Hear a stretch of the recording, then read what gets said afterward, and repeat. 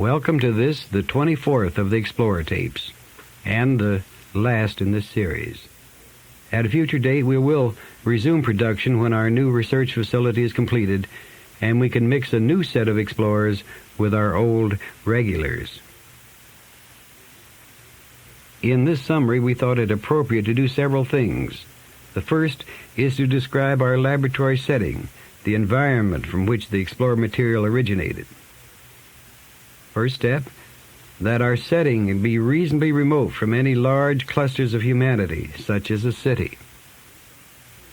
We cannot prove that an interference factor is present in such concentrated areas of human mental conflict. There are simply too many variables. However, all of the people we have worked with obtain far better results in a pastoral or country location. It may be simply the relaxing effect of being close to nature and perhaps fresh air. But the difference has been significant enough to locate our laboratory and our entire institute, in fact, in a rural setting. In our building, we usually have several types of environmental control chambers. These serve several purposes. The first is to remove as much as possible various specific potential stimuli to the subject. By removing these and then adding them back one by one, we might sort out those factors that do influence or enhance our thought processes, our beingness. We approached the obvious, our five senses. We controlled light, sound, air, temperature, humidity, these for starters. With a sense of touch the most difficult, we used soft water beds and even on occasion an analgesic salve over the entire body. Obviously, once we reached the Explorer mode, much of this became unnecessary. We also reduced RF, or radio frequency, and magnetic radiation input to these various chambers by shielding. This did have significant effects, as did the introduction of RF energy fields not normally found in nature. These two areas offer much potential. Near the environmental chamber is what we call our control room, and the two are connected by many wires and cables. The control room houses all of our sensitive equipment, both to receive data and information from the Explorer subject in the test chamber, but to inject different types of signals to the Explorer as needed. Originally, we went to great lengths, and sometimes still do, to receive EEG or electrical brainwave readings from the subject. We also monitored many of the typical body conditions such as heart, respiration, temperature, blood pressure, and so on. Sometimes it would take over an hour just to attach sensors and electrodes to the subject. With experience, we found that most of what we wanted to know, that is, the state of consciousness of the subject, could be seen by electrical changes in the body. These changes were in total body voltage, actually minute changes, rather than GSR, or galvanic skin response. Therefore, we used principally this method of measurement, which required the use of only 2 or 3 electrodes. Either laziness or time was the main factor. I'm not sure which. The Explorers themselves, the first ones, were a product of typical subject selection. That is, those who were available and willing. In other words, we used what we had. In terms of background, they included a wide variety from clinical psychologists and physicists to secretaries and farm help. Later, we began to use various testing procedures to eliminate unlikely prospects, which may or may not have been valid.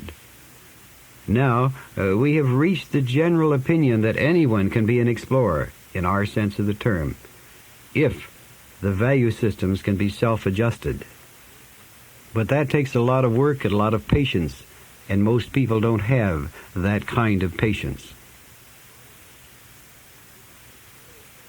A typical Explorer session was usually conducted by appointment.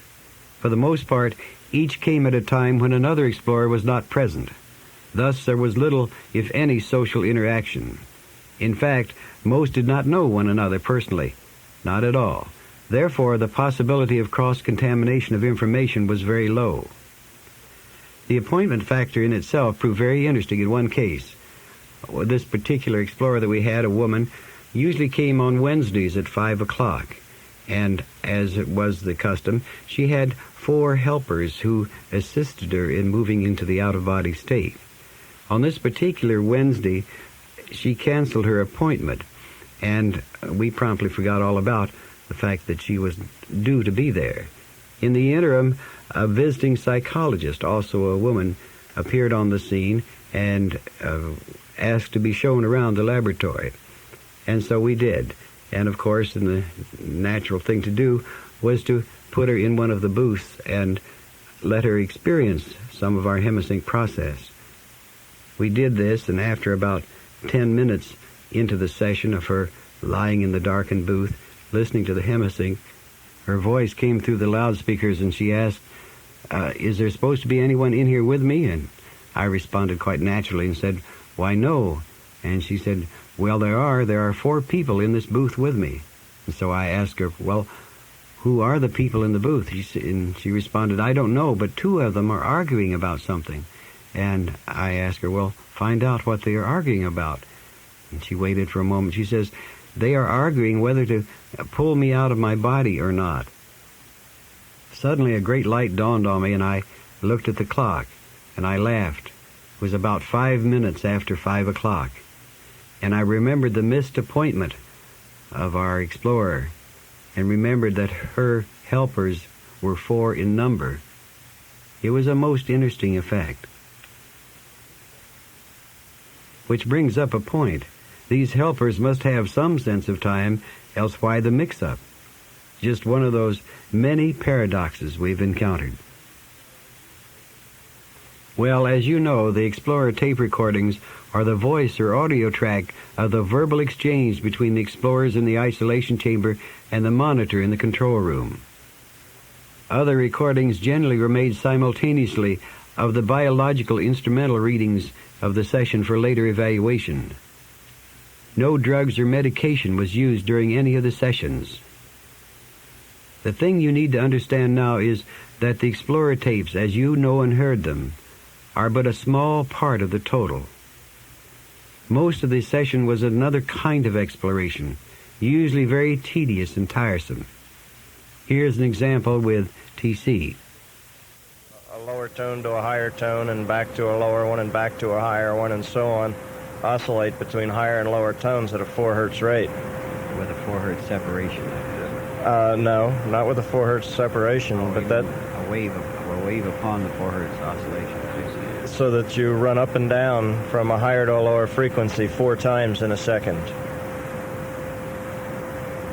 Yes.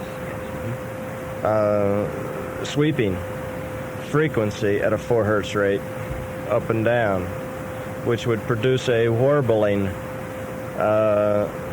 sound. Yes. That this would be very effective. And I have the idea that the frequency range would be rather large. You know, it wouldn't just be over a very short frequency range, but enough that you could hear a very distinct warbling. Should the pulsing or the warbling of that frequency at 4 hertz, should it be a sine wave, a square wave, a sawtooth? Is there any difference?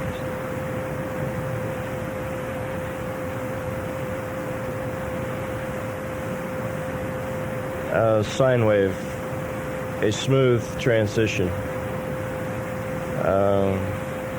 would be best. Fine. Then it could be useful to us. Okay. An aside on the last subject, it is more important that the warbling cover a range of frequencies that is judged pleasant and acceptable to listen to than any specific values. We should work that out simply by trying various ranges and listening to them and picking those that seem to work the best experimentally. It's not so much the frequencies themselves that will be swept through that is effective, but rather the sweeping itself that will modulate the frequencies in a 4 hertz rate. This actually is very much what we are doing now, except now we are working in amplitude, whereas this works in frequency. Yes, I believe I know where we can do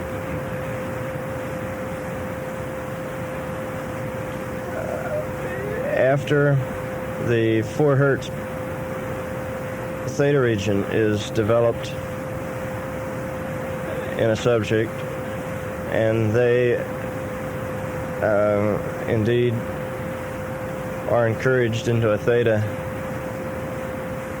altered state. From this point, other frequencies will have effects that are quite different than those same frequencies would have before a person passes this point. Oh, anything that's comfortable. It's the beats are more important than the carrier. The carrier can be up to 1,000 hertz or so. Anything that's comfortable, anywhere from 150 up to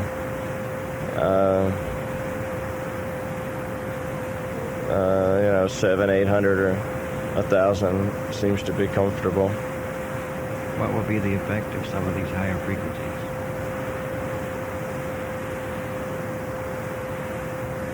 They will encourage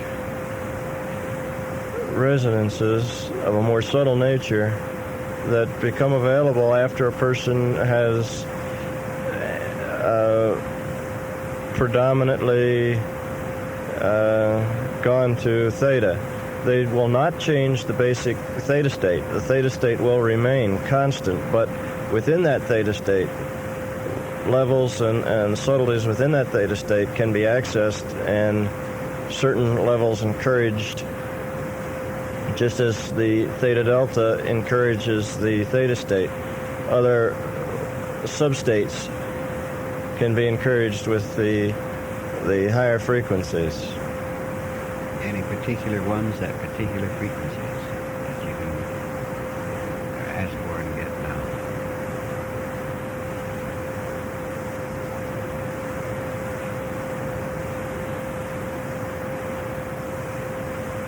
Particular frequencies that will get particular states.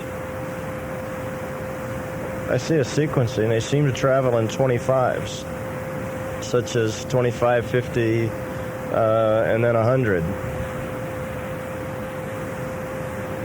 were the series that I got. And I thought would encourage 3 separate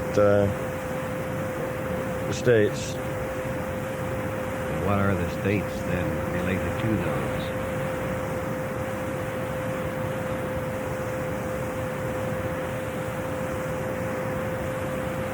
After 100, they continue. They go to 200, and they go up by hundreds then, 200 and 300 and like that.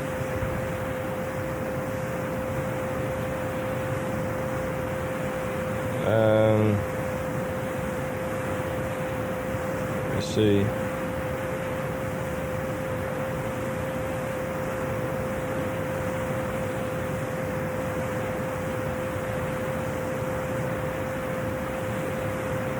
Encourage the higher frequencies will encourage a larger degree of awareness, a larger degree of what will be experienced as awakeness, though the person will not really be waking in the normal sense, but will remain in a predominant theta state. Stand by for a moment and I will feed read you this out. If you would like to do that. Yes. Now I think.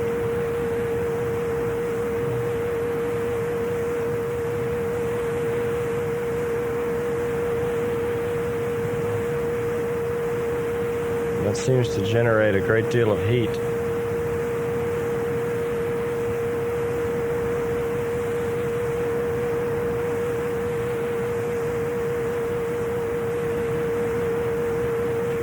You wish me to change it? Try raising the bass frequency.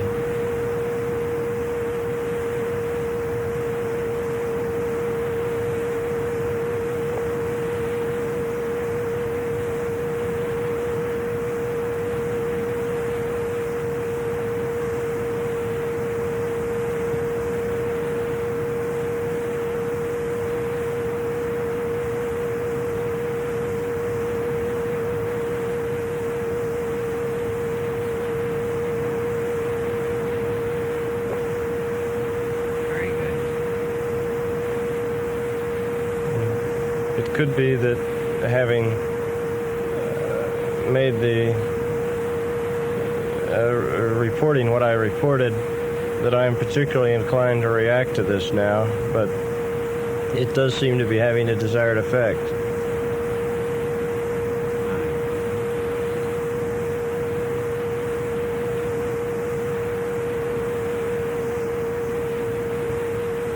It really suppresses the body and kind of wakes you up.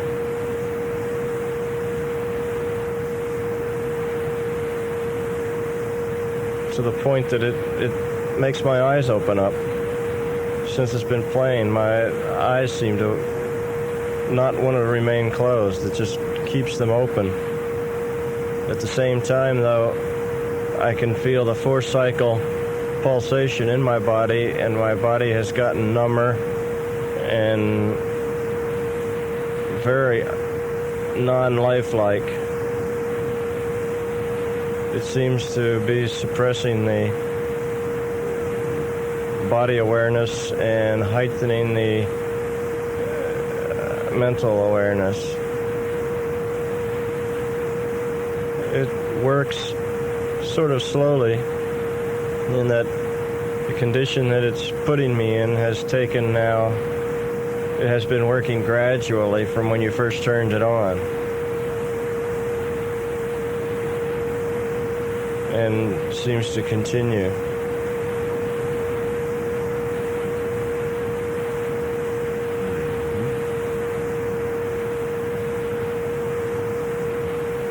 Interesting to see how others react to this. Certainly interesting.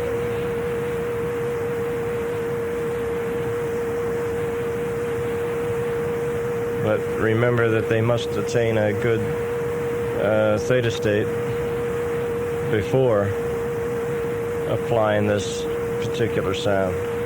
Ask the question is that should we continue the theta at the same time at a lower intensity?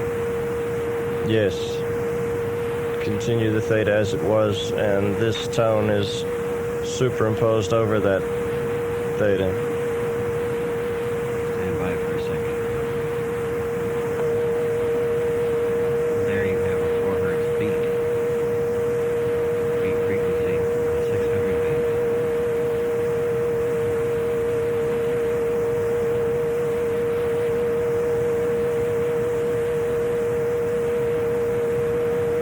While you were working on that tone, the effect of the first tone seemed to about settle out. It didn't seem to continue to get any stronger as far as its effect. So I would judge then that about 5 minutes would create the effect.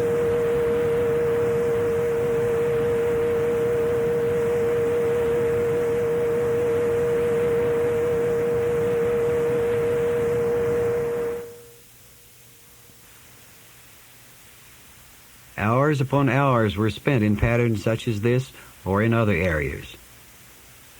For the Explorer tape releases, we used only segments we felt were of general interest. were long enough to establish a theme and were not interspersed with material of a personal nature. Here are shorter, unrelated bits and pieces for your consideration. And we've been discussing the mind and how it works. It's like I met him and he said we're going to talk about the mind. And that just brought all sorts of questions. What is the mind? How does it work? How do we think? How do we perceive? Where we come from? And he was describing the mind as circuits which receive information all the time, whether we're aware of it or not. And then as we ask questions and as we what we call think, we are really forcing different circuitry in the brain to function. And as that happens, various thoughts come out, various ideas come out.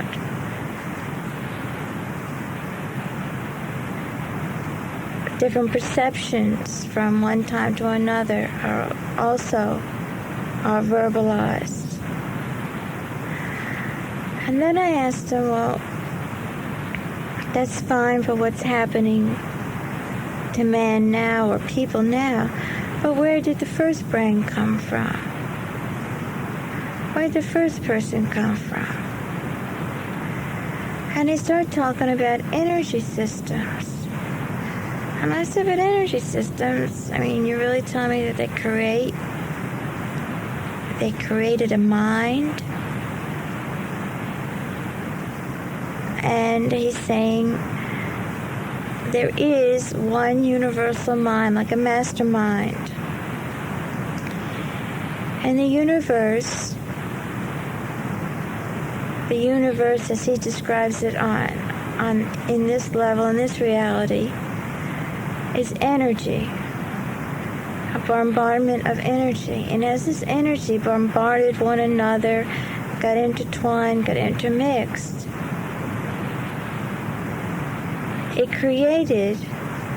it formed circuitry. Circuitry seemed to or appears to have formed a mind, a mastermind. And this mastermind has developed personalities from combinations of circuitry out of this mastermind. And these personalities are testing all the circuitry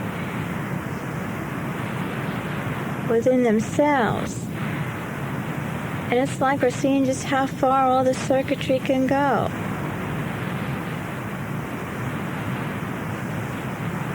It might even, maybe we even overwork it.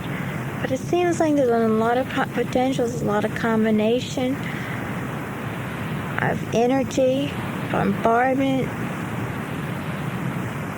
connections,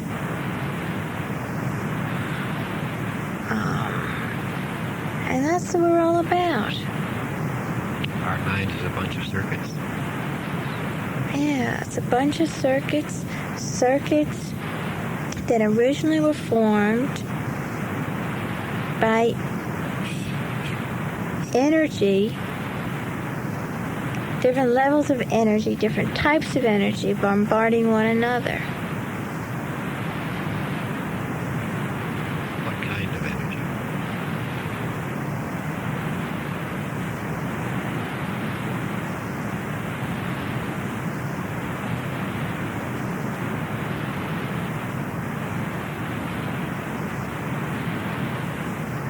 Wow, everything that's form and everything that's around us gives off energy, gives off an impulse of some kind that we receive, that our body receives,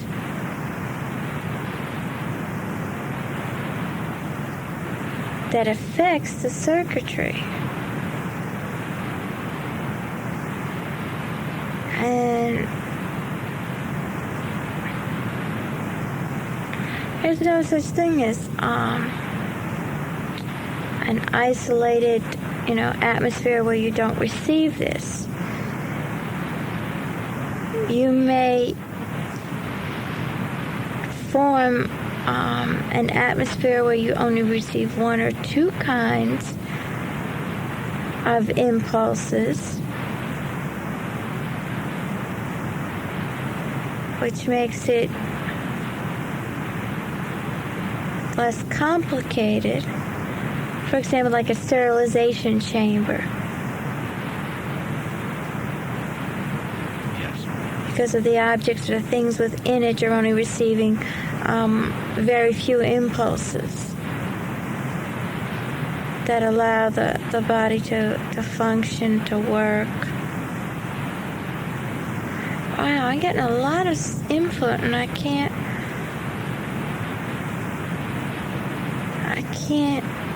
decipher it as quickly as I'm getting it.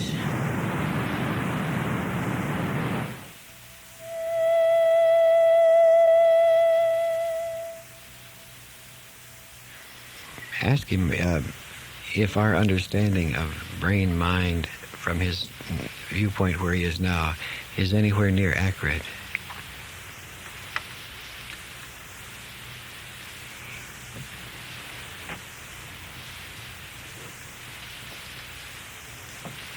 Well, he says there are different approaches in the earth plane to the concept of brain-mind.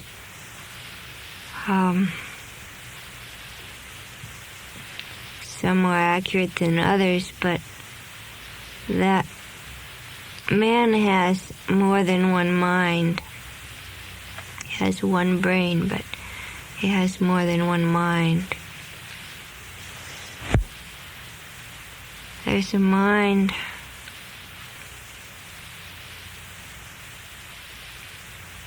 that's like the higher mind.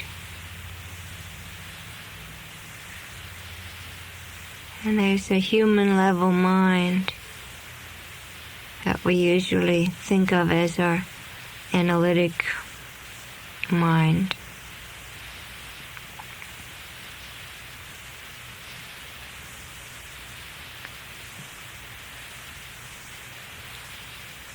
And that the brain itself is a storehouse, like a computer.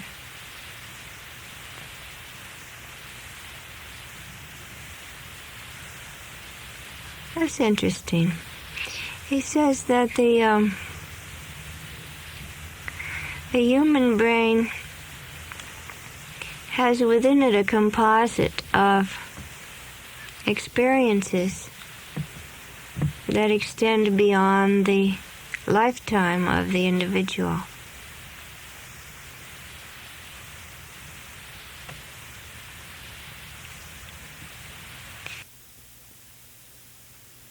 We've come to the end of this side of the cassette, so turn it over and we will continue on the other side. We will continue on the other side of the cassette.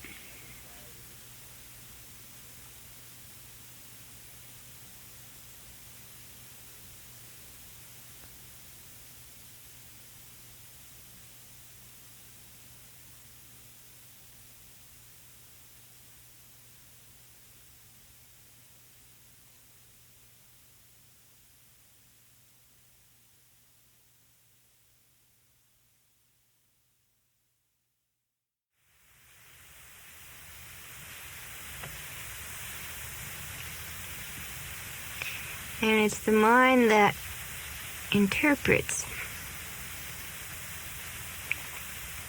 The higher mind knows. The higher mind is wise, in touch with the wisdom, but the ordinary, the everyday human mind is the interpreter of the information that is stored in the brain. And that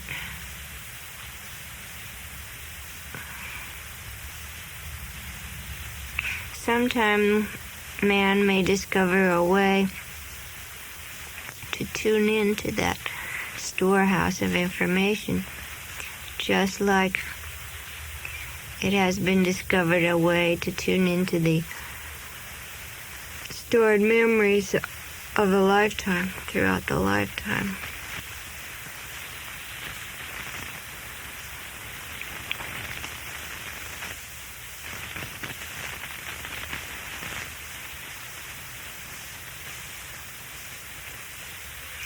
He says it will be a natural evolutionary process that will go along with the development of a higher level of consciousness. That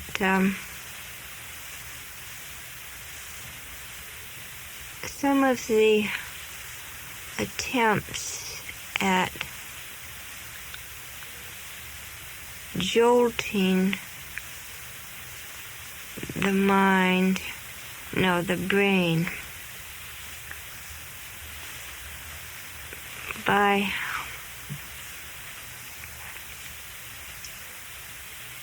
forceful means have sometimes been harmful.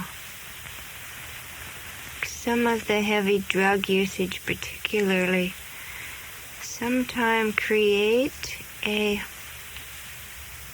lesion between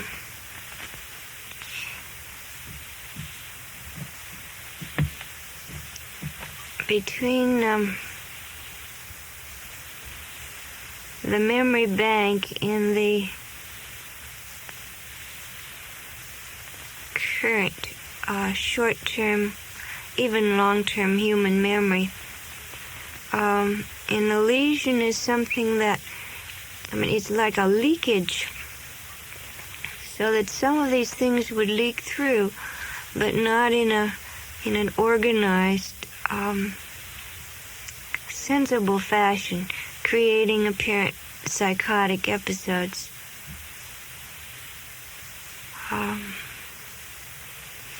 And not particularly useful.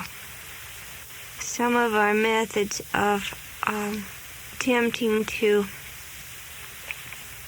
cure these psychotic episodes are more disastrous than helpful.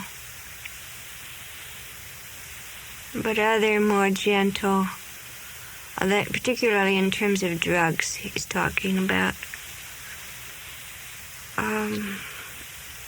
with just a kind of gentle understanding, patience, the kind of reaching out to the person on an unconscious level. Some of these scars may be healed. And in the case of psychotic episodes, it's more useful to the individual to heal over these leakage spots than to try to pry them open further. Because if we allow the patterns, say in a more normal brain, if we allow the patterns to develop in their own way, there will be spontaneous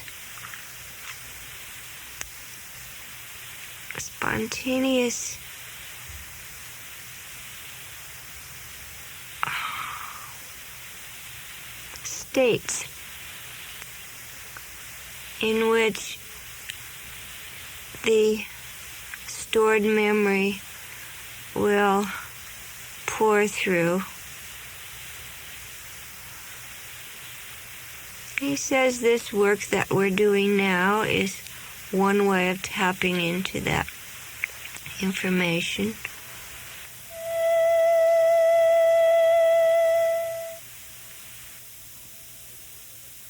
And in spite of the bad quality of the recording, we think you'd like to hear The Final Visit with Miranon.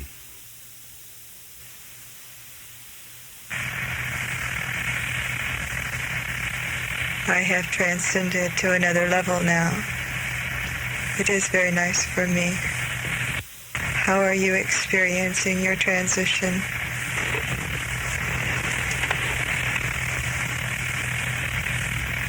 You have the potential at this point to bring into harmony all of the physical forces that have caused you much pain.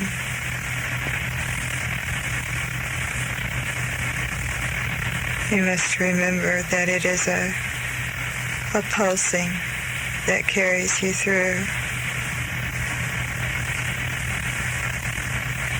and that it is important for you to experience both sides of the pulsing.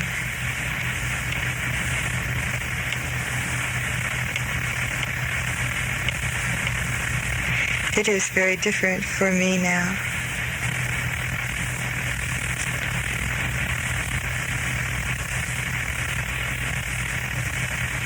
Words become very inadequate, but there is a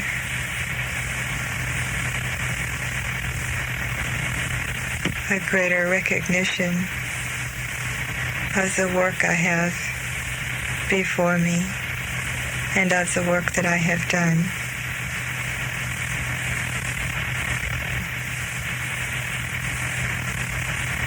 I feel as if I have more understanding of where it is I must work.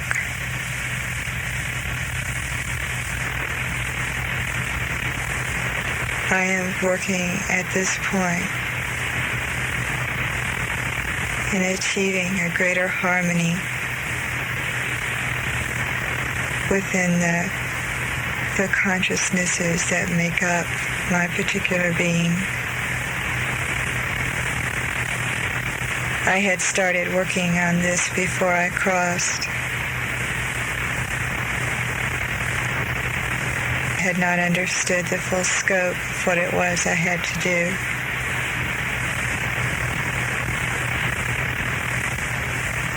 Sometimes it seems like a lot, but I know that it will be accomplished.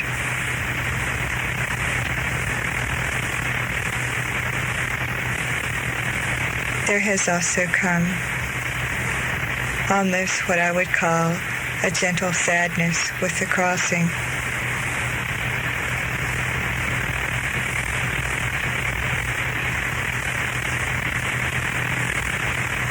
And I know that that will become modified as I adjust to the changes.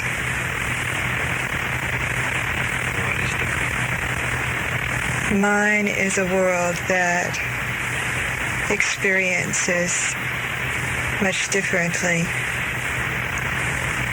and I do not have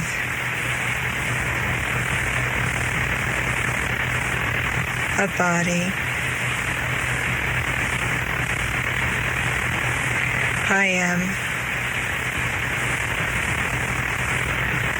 almost as light, and before I made the transition, mine was a world that vibrated in a very light and beautiful color.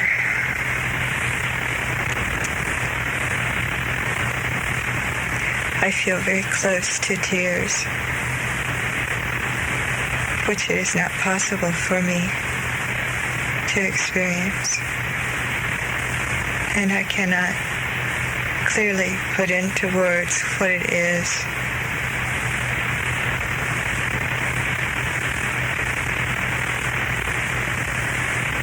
But now my world is very different.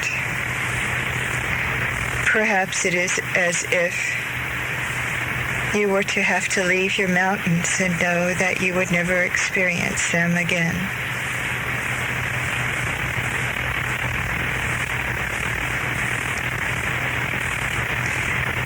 I am sure as I grow and understand more of this level, I will find much to replace it.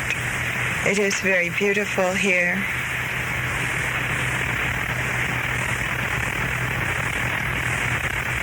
And I have more awareness of the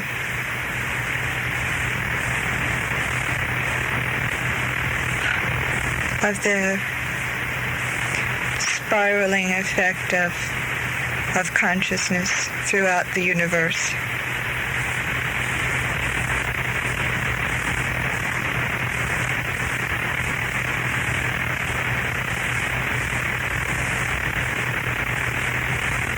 Does it become easier or more difficult for you to reach back and communicate with us here?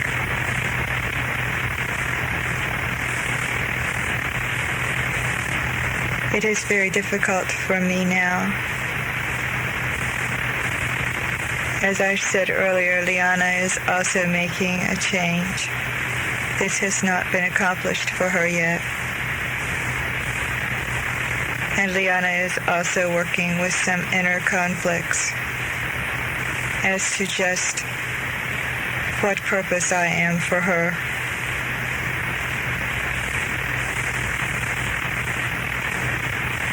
And this she must resolve for the contact to be meaningful for her.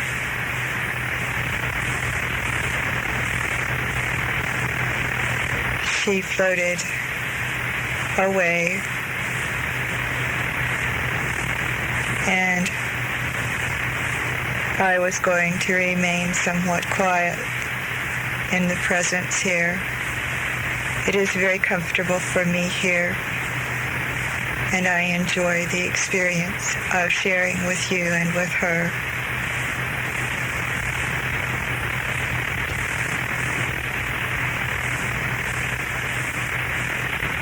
I send you much love. And I do. As our experience broadens, we learn that each part of our growth adds to the evolvement.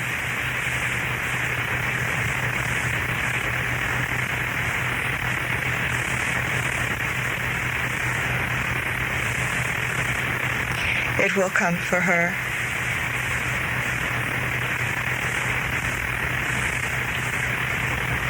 Much has happened for you and for all of us. Goodbye, Ashanim. Thank you, Miranon.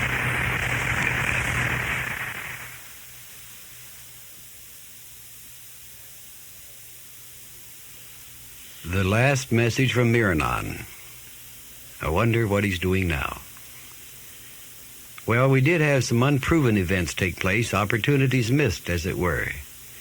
In one session, for example, we had been given instructions on a special method of using what we thought was consciousness to move to another location. The only question was exactly how this would affect the individual. And in that particular session, something very unusual did take place. One of our explorers decided to perform this with full awareness of the problems that might be encountered. And he went into the booth and moved quickly up into our focus 10 and 12 and beyond. Then he began to apply this new technique that he had learned from our explorers. I happened to be sitting in the control room at that time as monitor, and as he said, well, I'm going to try it now, and I said, fine. And about 5 seconds later, all of our life support readout gauges simply dropped. It was as if there was no one in the booth at all.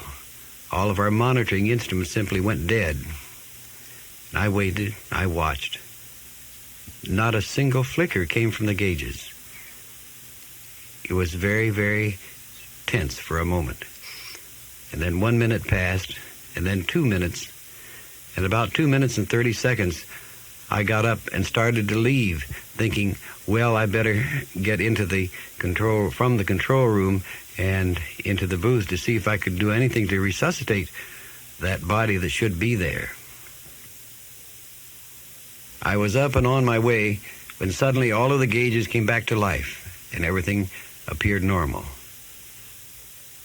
I sat back down again with a great sigh of relief, and a moment later the explorer's voice came back through, and he did report that he actually moved to this other location and seemed to physically touch a number of items and objects when he was there. Sadly enough, we had no proof that he was there, that he did touch these items, other than identifying him, which we did later. And when dead, I had gotten up quickly and gone over into the booth. Perhaps I would have known for sure. Did he or did he not take his physical body with him? What happened to cause the gauges to all go dead? Well, just another missed opportunity among many. But what have we really learned to date from the Explorer sessions? Aside from the awe-inspiring cosmological concepts presented, and that's certainly a monumental aside, what struck us as truly profound was the evidence of a technology being used, the product of a science, knowledge, training, intellect, call it what you will, so far beyond or different from any present level of our understanding that we felt inadequate and challenged at the same time. There were different methods or techniques used which seemed dependent upon the handling of specific areas, switching channels, as it were, because of the need to be specific instead of general, or to let the explorer read from a page, or to repeat what she hears, or to experience and report, sort of a video instead of audio, or simply because one method had too much interference or distortion to be usable, so the helpers switched to another frequency. What were these explorers trying to describe? Certainly not colored lights as we know it. Certainly not heat and cold. A technology? What else? So there you have it, the story behind the explorers. All are still alive and well. Obviously, their experiences as subjects significantly changed their lives. It couldn't be otherwise. At this point, we do hold to the substantiated belief that anyone can be an explorer.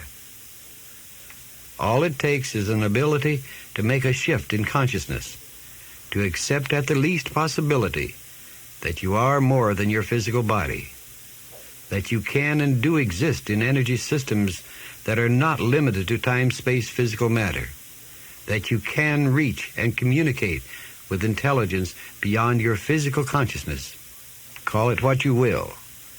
Another part of you, your higher self, your soul, your helpers, guides, angels, non-physical friends and loved ones, God and intermediaries. That is for only you to determine in your own ultimate truth. You and no one else. Especially this gatekeeper.